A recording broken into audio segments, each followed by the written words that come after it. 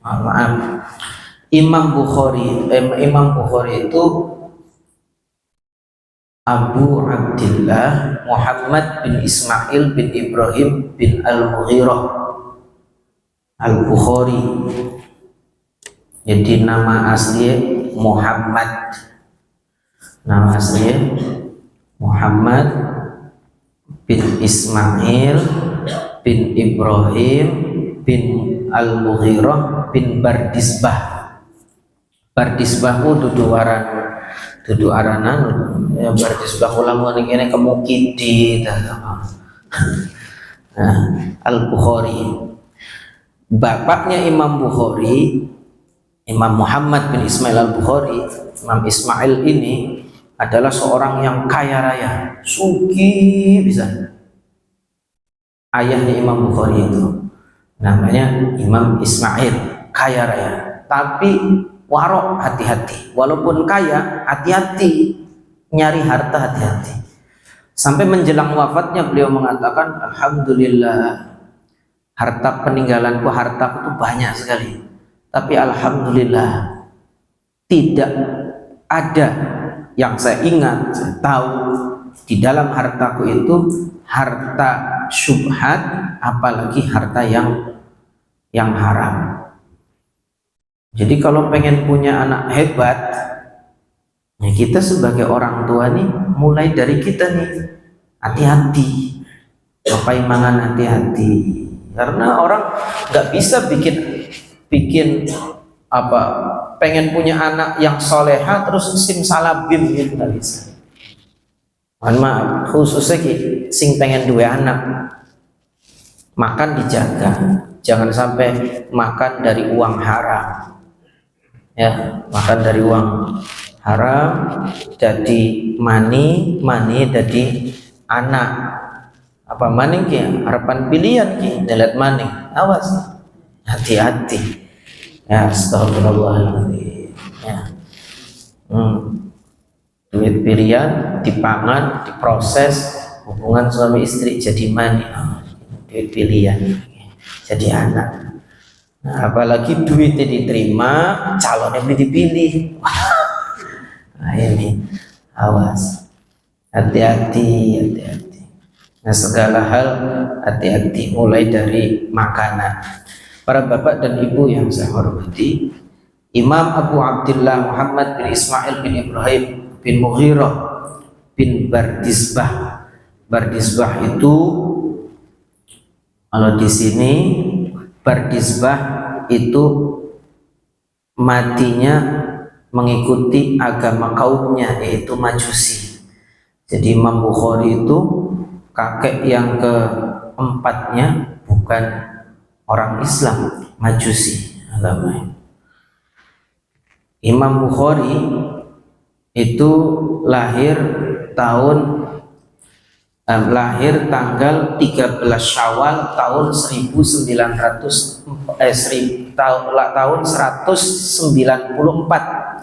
Hijriah, 194 Hijriah. Kalau sekarang sudah 1446, berarti sudah berapa? 1200-an lebih ya. Nah, Imam Bukhari ini, para bapak dan ibu, ini adalah seorang anak yang sangat cerdas.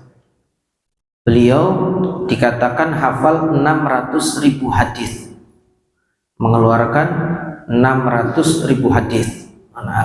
Pengakuan beliau dalam satu kesempatan, entah setelah itu bertambah atau tidak, beliau hafal 300.000 hadis. Nah, beliau ini pernah sewaktu masih kecil ayahnya wafat, dan sewaktu beliau masih kecil pernah pandangannya hilang, buta ya, berkurang beli jelas sampai kemudian menjadi buta, mata buta Imam Bukhari waktu masih kecil. Lalu ibunya terus ibadah doakan Imam Bukhari, khususnya di sepertiga malam. sholat tahajud, doakan, sampai ibunya Imam Bukhari ini mimpi ketemu Nabi Ibrahim alaihissalam. Ketemu Nabi Ibrahim, kata Nabi Ibrahim, wahai ibu, Allah telah mengembalikan kedua pandangan mata anakmu karena engkau sering berdoa kepada Allah Subhanahu wa ta'ala. Maka kemudian di esokan harinya Imam Bukhari ternyata sudah bisa melihat. Ini doa ibu-ibu.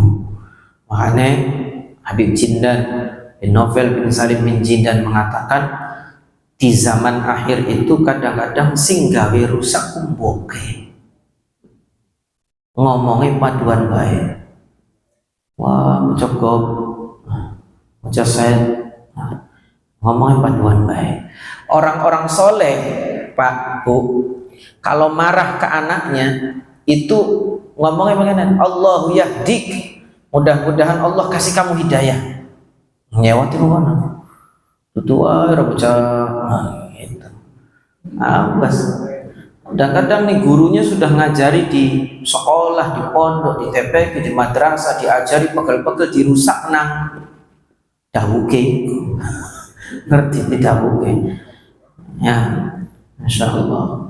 Imam Bukhari matanya buta, didoakan oleh ibunya, alhamdulillah bisa melihat lagi. Imam Bukhari. Dan Imam Bukhari ini seorang yang jenius, hafal Quran sejak kecil. Dan beliau usia 11 tahun atau 8 atau 7 tahun kalau kami ngaji ke Habib itu sudah hafal lebih dari 1000 hadis. Anak umur 7-8 tahun hafalan hadisnya lebih dari 1000 hadis. Nah kita Arba'in Nawawi itu 42 hadis dihafal. Padahal umurnya wis tua. Imam Bukhari lagi main bersama teman-temannya, ada seorang ulama ngomong, kamu lihat gak anak itu? Ya, itu anak itu hafal 1000 hadis. Wah hebat ya. Nah, Imam Bukhari yang masih kecil umur 8 tahunan itu mengatakan, Pak, tadi ngomongin saya, ya, kamu hafal 1000 hadis. Katanya kamu hafal 1000 hadis. Kata siapa? Ya kata ini hafal 1000 hadis. Salah itu informasinya. Saya ini hafal lebih dari 10.000 hadis. Umur 8 tahun Pak, 10.000 hadis. Kenapa bisa hafal begitu banyak hadis? Karena saking cintanya kepada Nabi Muhammad Sallallahu Alaihi Wasallam. Orang kalau nggak cinta susah hafal. Dulu ada seorang yang nyantri ke seorang ulama, susah sekali saya ngafal pelajaran. Akhirnya setelah saya mau boyong aja, balik aja, nggak usah mondok, wis angon wedhus balik ke rumah keruan. Nah, kata gurunya, jangan, bentar lagi, dicoba lagi, kamu coba ngafal terus gitu. Ya saya udah nggak kuat kiai diolok-olok sama teman-teman yang lain, hari apalan kau rapal-apal. Maka kata kiainya sabar. Setelah ditahan-tahan oleh kiainya, ternyata ada surat, durung zaman HP canggih durung, masih bentuknya surat dari orang tuanya menceritakan tentang keadaan di rumah, keadaan bapaknya, keadaan ibunya, keadaan kakaknya, keadaan adik-adiknya, keadaan pamannya, bibinya. Senang dia bacanya, senang, khusyuk, sampai 3 lembar lagi, 3 lembar baca khusyuk. Nah terus kata kiainya, lagi baca apa? Surat kiai dari keluarga orang tua. Alhamdulillah saya senang ini. Ditutup suratnya. Gimana emang? Bisa dia cerita 3 lembar itu, baca sekali bisa cerita. Kenapa itu? Karena cinta, karena senang. Orang kalau senang mudah ngafal, ya udah ngafal. Lagi kita ini karena nggak begitu senang, angel ngaji lu hari masih ning majelis mengan kelingan wis tekan ning gerbang ngono wis kelalen. Mau apa aja ngaji. Turung kang minggu ini turung. Masya Allah. Karena Imam Bukhari ini luar biasa. Beliau saya hafal lebih dari 10.000 hadis. Kalau kalian pengen mendengar saya baca. Masya Allah. Ya, beliau tuh sekali baca hafal, sekali baca hafal. Dan beliau menulis punya kitab Sahih Bukhari. Di dalam agama ini, Pak, yang paling sahih setelah Al-Quran adalah hadis Sahih Bukhari Muslim, namanya muttafaqun alaih, ya, atau muttafaqu alaihi syaikhun. Kalau hadis riwayat Bukhari Muslim itu sudah nggak ada lagi hadis yang mengalahkan. Di atasnya Bukhari Muslim adalah Imam Bukhari, al-hadits rawahul Bukhari. Imam Bukhari itu nulis Sahih Bukhari 16 tahun kurang lebih. Lama sekali beliau nulis, pergi ke berbagai negeri nyari-nyari hadis, dihafal. Nanti kalau sudah ada hadisnya, dapat hadisnya, beliau sholat 2 rakaat di Ka'bah, ya, sholat 2 rakaat, atau beliau sholat 2 rakaat, beliau munajat, minta petunjuk ini benar apa mau ditulis atau tidak, dan seterusnya. Nah, pernah beliau dalam satu kesempatan dengar di sebuah kampung ada seorang yang megang hadis atau nerima hadis, menyimpan hadis. Maka didatangi oleh beliau, jalan ratusan kilometer, Pak. Nyampe sana ternyata yang megang hadis itu, yang nyimpan hadis itu, dia ning ayam kut tangannya gegem, ketika ayamnya marah dibuka nggak ada, ditinggal itu oleh Imam Bukhari. Tidak layak hadisnya diambil orang yang seperti itu, ya.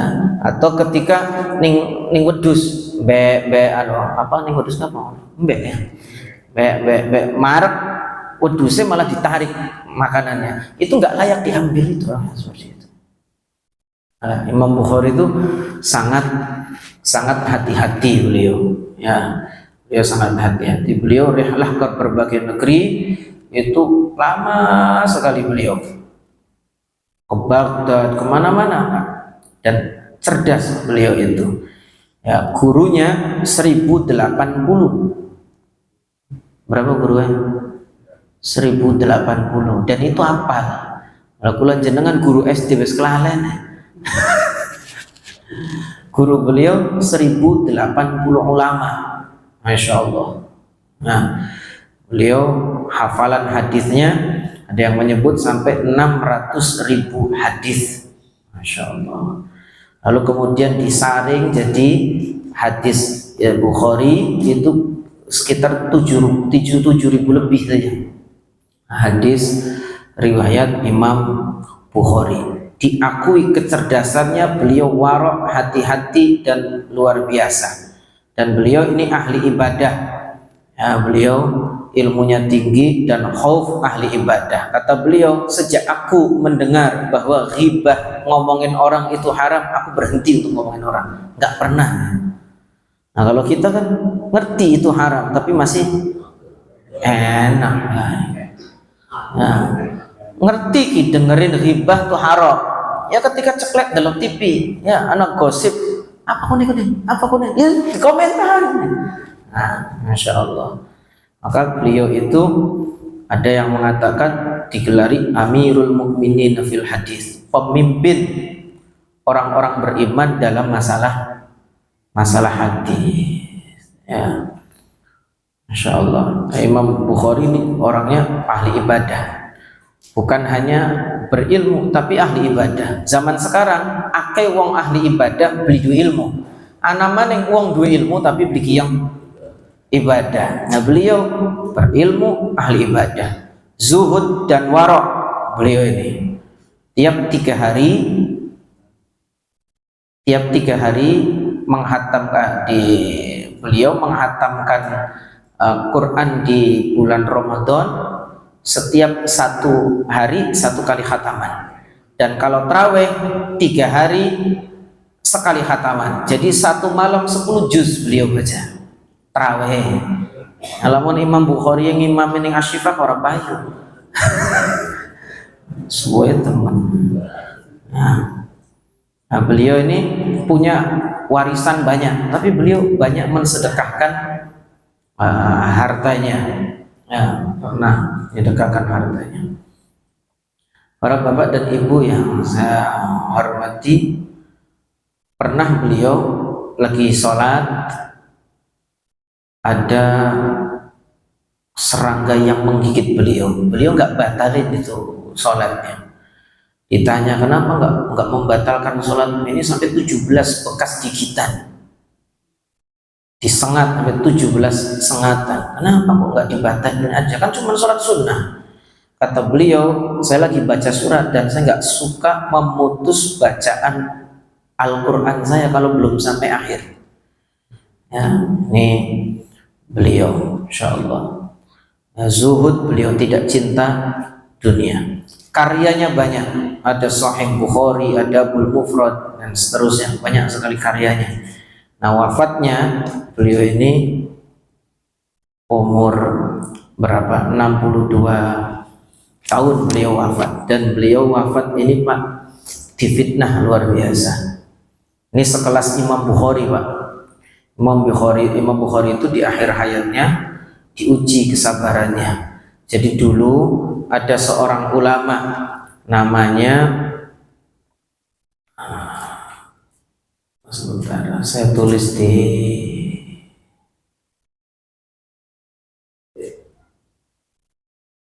Az-Zuhli, provokator.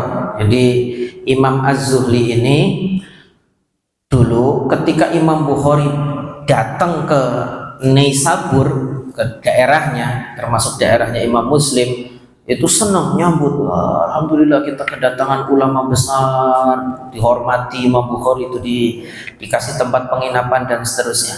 Bahkan Imam Az-Zuhli, Muhammad Yahya Az-Zuhli ini, atau Az-Zuhli ini merekomendasikan orang-orang, ayo pada ngaji ke Imam Bukhari, mumpung ada Imam Bukhari. Setelah orang-orang kenal Imam Bukhari, ternyata majlis yang lain sepi semua, termasuk majlisnya Yahya Az-Zuhli atau Az-Zuhli. Ya, Yahya Az-Zuhli ini termasuk sepi. Maka kemudian menyeruak di dada beliau merasa hasud, nggak seneng ini. Wah, kalau begini habis semua majlis itu, ngajinya ke Imam Bukhari semua, ya habis gimana? Iri, dengki beliau. Ya, maka kemudian beliau mengutus seseorang, Pak, mengutus seseorang untuk bertanya ke Imam Bukhari. Saat itu lagi ada fitnah besar. Fitnahnya adalah Quran itu makhluk, adalah aliran sesat. Imam Bukhari ditanya, Imam Bukhari, salah satu santrinya disetel oleh Yahya Az-Zuhli bahwa suruh tanya ke Imam Bukhari, Quran itu makhluk apa bukan? Imam Bukhari nggak jawab. Tanya yang kedua kali nggak jawab. Yang ketiga ditanya nggak jawab juga. Lalu kemudian ditanya lagi, baru kata Imam Bukhari, Quran itu kalam Allah, karena Allah qadim maka Qurannya qadim.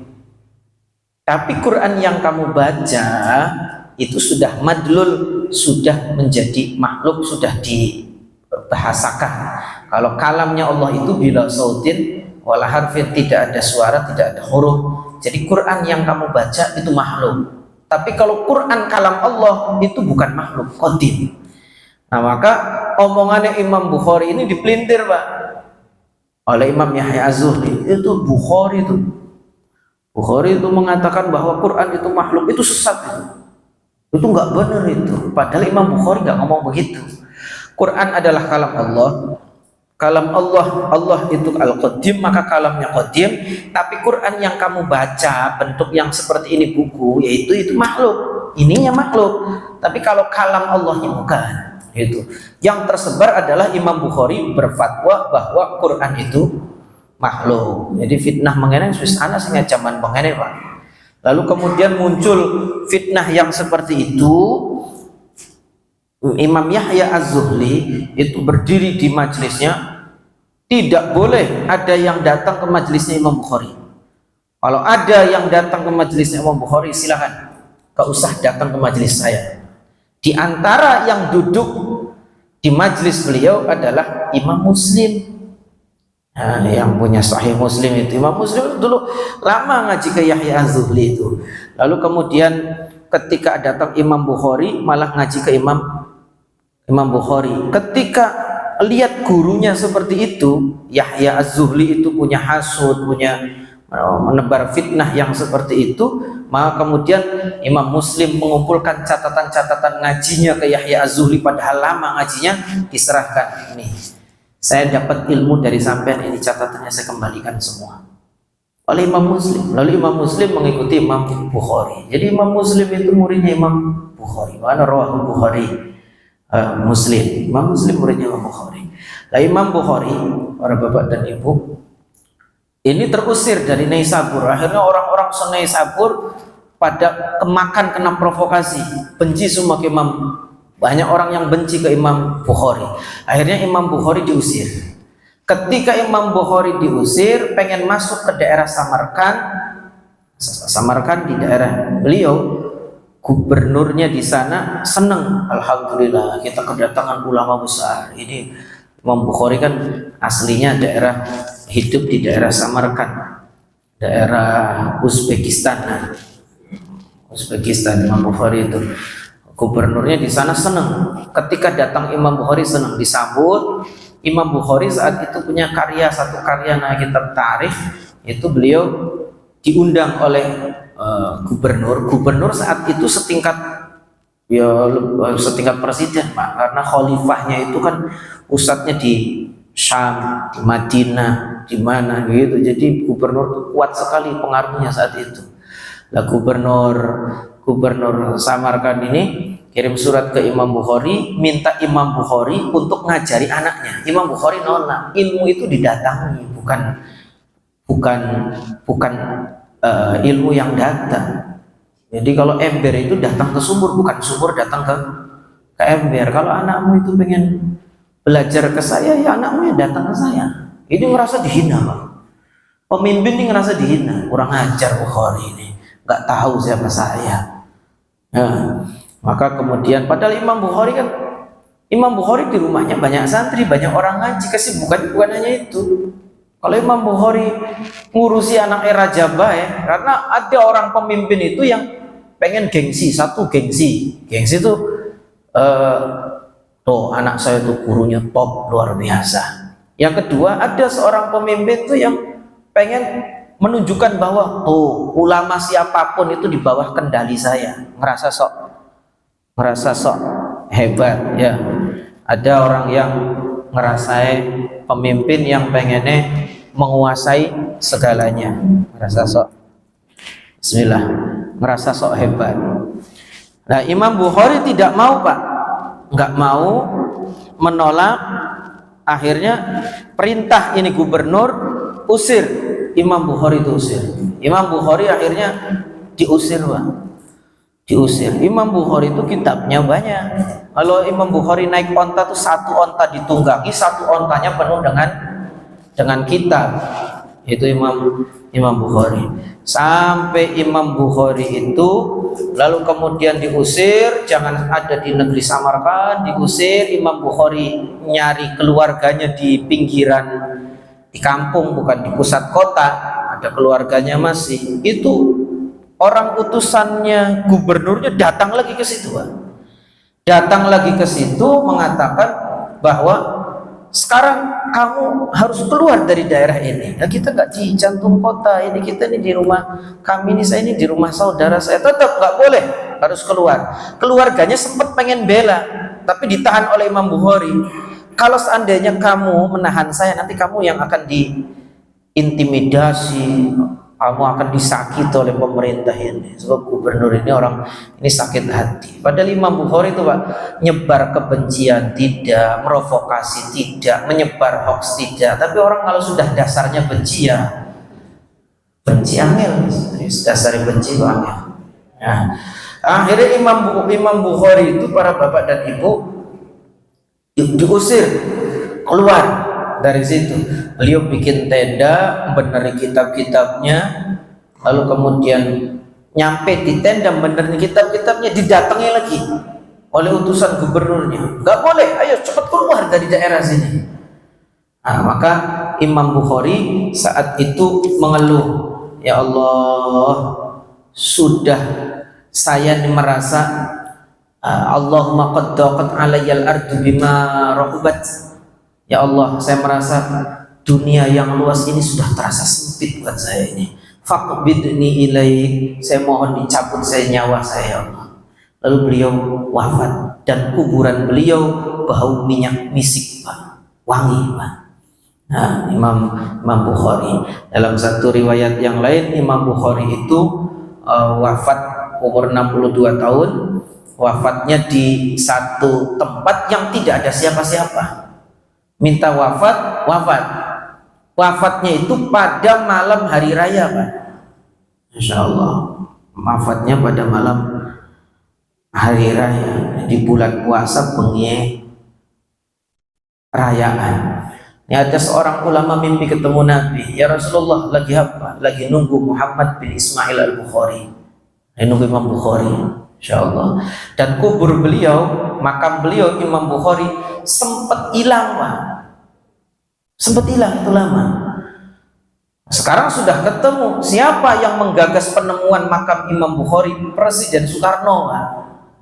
Makanya orang Uzbekistan itu sangat menghormati orang-orang Indonesia.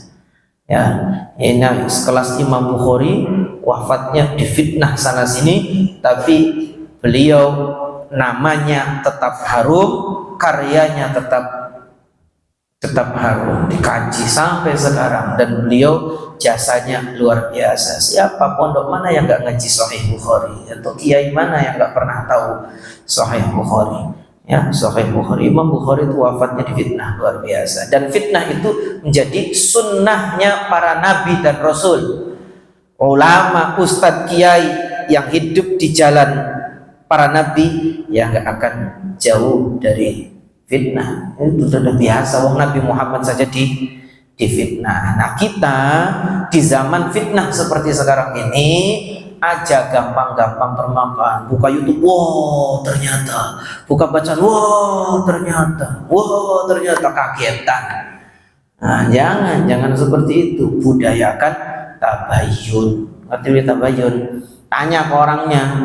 Kalau mau susah nanyanya, ini orang soleh, mungkin beli mengononku, beli mungkinnya bisa bohong. Ya, jangan menurutkan prasangka, apalagi berburuk sangka kepada ulama. Ini tidak boleh. Sekarang di Indonesia lagi rame caci maki ulama, orang-orang soleh, wali, caci maki semua. Bukan hanya yang hidup saja, sing mati ketika dicaci maki, Pak. Hati-hati ya, hati-hati. Ini saja. Wallahu a'lam bishawab.